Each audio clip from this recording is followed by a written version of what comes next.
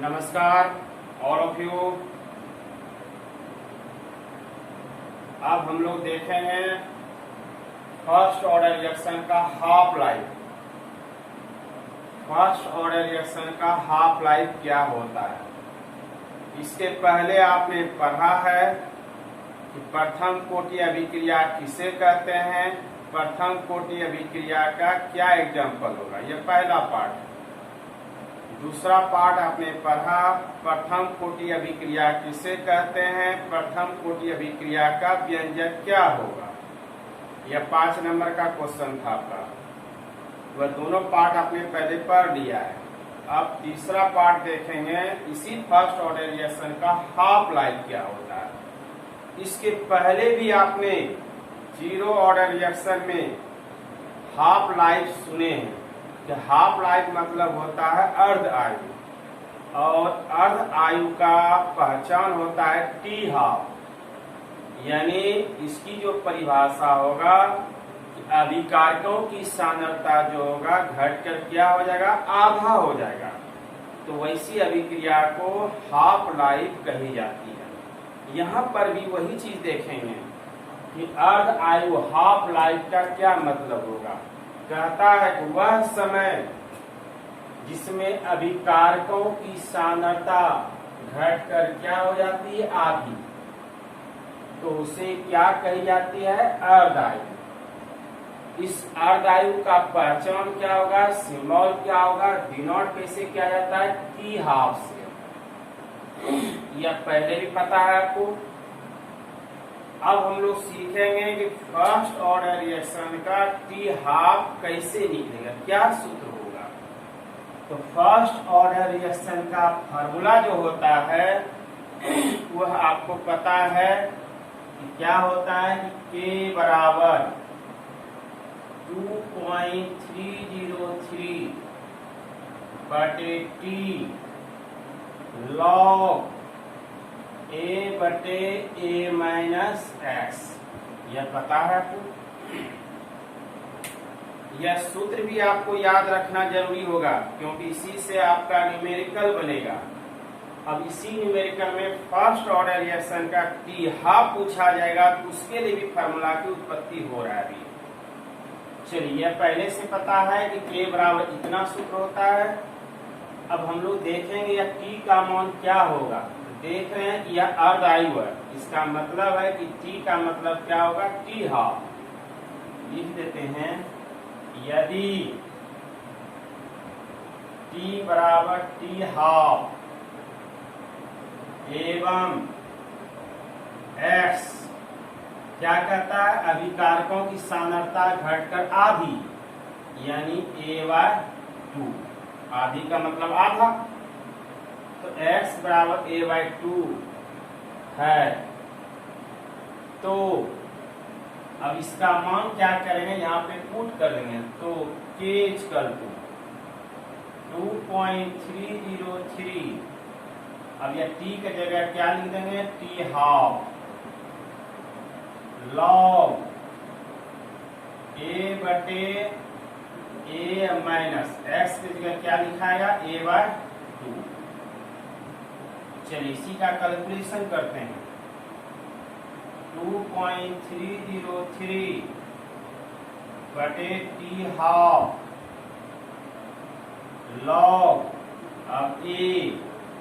चलिए इसका लघुत्तम ले लेते हैं, ऐसे नहीं देंगे तो दे देते हैं, नहीं कुछ तो एक है नीचे एकदम। जो मैथ का विद्यार्थी नहीं है उसके लिए समझा रहे हैं, मैथ का विद्यार्थी तुरंत समझ जाएंगे। तो इसका लघुत्तम क्या होगा, 2। अब 1 से 2 से हो जाएंगे गुना, तो 2 गुना A हो जाएगा 2A माइनस A आ गया। अब यह 2 ऊपर चला जाएगा। चलिए इसी के लिख देते हैं 2.303 बाय टी हाफ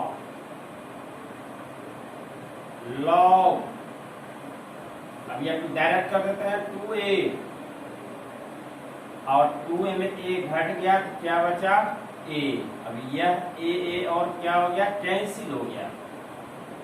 यानी K बराबर 2.303 बटे टी हाफ। आ रहा है समझ में बाबू? लॉग, अब यह टी हाफ हो गया लॉग, अब यह log 2 का log 2 लिखेंगे। अब log 2 का मान चाहिए, तो आप लोग के बुक में जो है पीछे लास्ट में जो है log का मान दिया हुआ है, वहां पे जाकर के आप देखना चाहते हैं तो देख सकते हैं। और हम यहाँ बताते हैं log 2 का मान होता है, अब log 2 यहाँ में लिखेंगे, डायरेक्ट बैठा दो, चलिए नहीं एक लाइन लिख देते हैं, फिर कहेंगे डायरेक्ट कहाँ से आ गया। अब इसी के लिखते हैं इक्वल टू 2.303 बटे टी हाफ। अब log 2 का मान जो होता है 0.3010 आ गया। log 2 का मान जो होगा 0.3010। अब इस दोनों को गुना कर देंगे। चलिए के इक्वल टू, अब इसको जो गुना करेंगे यह गुना होकर आएगा 0.693 बटे के बटे या टी हाफ। इसको और इसको गुना कर देंगे तो आएगा 0.693 बटे टी हाफ। हमको निकालना क्या है? टी हाफ, अर्ध आयु, यह अर्ध आयु निकालना है। अब इससे क्या करेंगे? क्रॉस मल्टीप्लाइकेशन, और टी हाफ इक्वल टू 0.693 बटे के निकल गया। वेरी इंपॉर्टेंट फार्मूला की उत्पत्ति हुआ।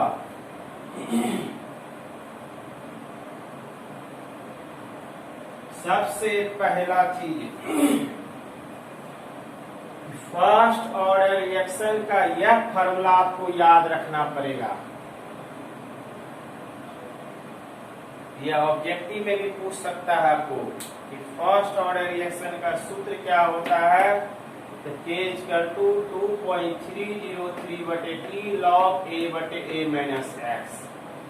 फिर आपसे पूछा जाएगा कि फर्स्ट ऑर्डर रिएक्शन का टी हाफ का सूत्र क्या होता है। आ गया 0.693 बटे के, 0.693 बटे के। अब इसी फार्मूला से और इसी फार्मूला से हमारा न्यूमेरिकल बनेगा। अब किसी न्यूमेरिकल में अगर टी हाफ पूछा जाएगा तो यह सूत्र लागू होगा 0.693 बटे के। पहले तो यह तो सूत्र होगा ही लागू, तब इसके बाद यह सूत्र लागू करना पड़ेगा। अगर किसी में टी हाफ नहीं पूछा जाएगा तो नहीं। चलिए न्यूमेरिकल की बात होगा। अभी तो हम लोग सीख रहे हैं कि अर्ध आयु, हाफ लाइफ। तो आ गया समझ में? एक बार पुनः समझा देते हैं। जहां तक हमको पता है कि जहां कैलकुलेशन आता है कि माथा भारी हो जाता है आप लोग का। मैथ वाला विद्यार्थी को तो बड़ा मन लगता होगा, लेकिन बायोलॉजी वाला विद्यार्थी के लिए थोड़ा दिमाग जो है ना बर्डन हो जाता है। कोई दिक्कत नहीं, हमने साफ कहा है कि रटने का कोई जरूरत नहीं है। ये आपको मूल केमिस्ट्री क्लास में ही रखवाएगा। अभी जो ऑनलाइन क्लास चल रहा है यह आपको पता चलेगा यह ऑनलाइन नहीं है, ऑफलाइन है। चलिए एक बार पुनः समझा देते हैं आपको। अगर अर्ध आयु की परिभाषा याद रखना है तो सीधा याद रखेंगे कि अर्ध आयु उसे कहते हैं जिसमें समय पूरा नहीं कर पाता, आधा समय पूरा करता है। अर्थात अभिकारकों की सांद्रता घटकर क्या हो जाती है? आधी हो जाती है। और इसकी पहचान क्या होगा? T half. अब यह अर्ध आयु के बाद फर्स्ट ऑर्डर रिएक्शन का यह फार्मूला लिखेंगे। इसके बाद आपने अभी तुरंत जाना कि अर्ध आयु का मतलब होता है टी हाफ। तो जो समय होगा टी, उसका पहचान क्या होगा? T half. और अभिकारकों की सांद्रता घटकर आधी, इसका मतलब है कि एक्स जो होता है, जो अभिकारकों की सांद्रता है उसका आधा होगा a/2। अब इसी दोनों का मान हम क्या करेंगे? यहाँ पे पुट कर देंगे, रख देंगे। तो 2.303 बटे टी हाफ, टी की जगह टी हाफ दे दिए, लॉग ए बटे ए माइनस एक्स का मान क्या है? a/2। आ रहा है समझ में? अब चलिए इसका कैलकुलेशन करना है। अगर आपको एक बच्चे से कैलकुलेशन अच्छा है, चाहे वो मैथ का विद्यार्थी है रहे या बायोलॉजी का, फिर तो यह चुटकी मार मसल देंगे। एक बार जैसे रिवाइज करेंगे कॉपी कलम लेकर के, तुरंत आपके मेमोरी में लोड हो जाएगा, क्योंकि हमको पता है कि यह कैलकुलेशन जरा सा भी बर्डन नहीं है। अब रहा कि 2.303 बटे टी हाफ लॉग। अब इसका क्या करेंगे, यहाँ कुछ नहीं था तो क्या था a माइनस, नहीं कुछ तो एक रहता है, 1 2 का क्या करेंगे लघुत्तम में 2, इसको कैलकुलेशन करेंगे तो हो जाएगा 2a बटे 2a में a घट गया तो क्या बचा a। अब a कैंसिल हो गया। अब आया 2.303 बटे टी हाफ लॉग 2। अब लॉगरिथम की बात आ गया, तो लॉग कैसे मान जानेंगे आप? तो कुछ लॉग का मान आपको याद रखना होगा। जो इस तरह का लॉग का मान आ रहा है, यही आपके एग्जाम में पूछा जाता है। तो लॉग 2 का मान आपके केमिस्ट्री किताब में पीछे पेज में, लास्ट पेज में दिया हुआ है, वहां पे जाकर के आप देख सकते हैं। तो चलिए लॉग 2 का मान हम बता देते हैं आपको, होता है 0.3010। तो इसको गुना करेंगे तो गुना करके होगा 0.693 बटे टी हाफ। क्लियर? हमको निकालना क्या है, टी हाफ अर्ध आयु। तो क्रॉस मल्टीप्लाइकेशन, कोना कोनी गुना, तो टी हाफ निकालिए तो क्या हो गया 0.693 बटे के हो गया। क्लियर? हमको यहीं तक से मतलब था।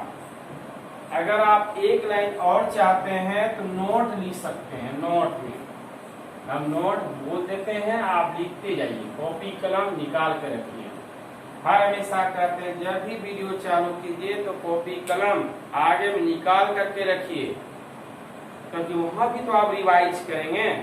तो चलिए नोट में आप जो है नोट लिख लीजिए। एक बात और कहते हैं, कभी भी मोबाइल पे जो वीडियो देखते हैं तो मोबाइल में नहीं रहने चाहिए, उसको नोट उतार लीजिए कॉपी में। जैसे सोलिड स्टेट हमने पढ़ा है, तो सोलिड स्टेट का जितना भी वीडियो हमने दिया है उसको सारा फेयर कर लीजिए। केमिकल काइनेटिक्स का पार्ट बाय पार्ट वीडियो दे रहे हैं हम, उसको भी क्या कीजिए, आपकी कॉपी कलम निकाल कर सारा को फेयर कर लीजिए। देखिए आपका प्रॉब्लम सॉल्व होते चला जाएगा। चलिए नोट में लिखेंगे, अतः स्पष्ट है कि प्रथम कोटि अभिक्रिया की अर्ध आयु, प्रथम कोटि अभिक्रिया की अर्ध आयु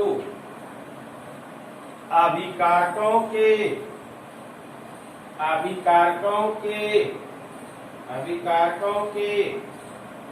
प्रारंभिक सांद्रता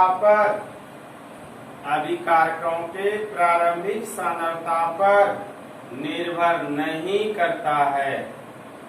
अभिकारकों के प्रारंभिक सांद्रता पर निर्भर नहीं करता है। क्लियर हो गया? चलिए आपका हो गया हाफ लाइफ, सारा खेल खत्म हो गया। अब आपका न्यूमेरिकल चलेगा VVI। यह बहुत बार एग्जाम में पूछा गया है। अब नेक्स्ट वीडियो में आपको बताएंगे न्यूमेरिकल। चलिए धन्यवाद, थैंक यू।